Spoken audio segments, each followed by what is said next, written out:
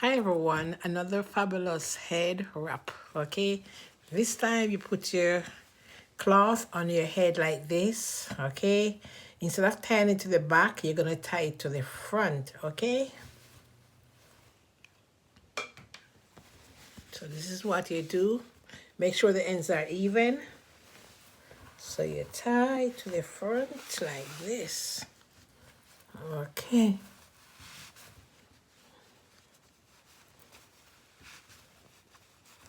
All right, so now it's tied to the front.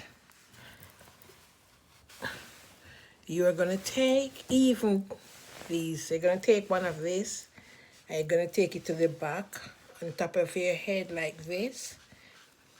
Take it over and tuck it in at the back, okay? So it's now tucked in at the back. Now you're gonna take this one, because you took it to the back, you're gonna find a loop or the loop that was formed, and take this end and put it under the loop. So when you put it under the loop, you will have this. Then you take this back again under the loop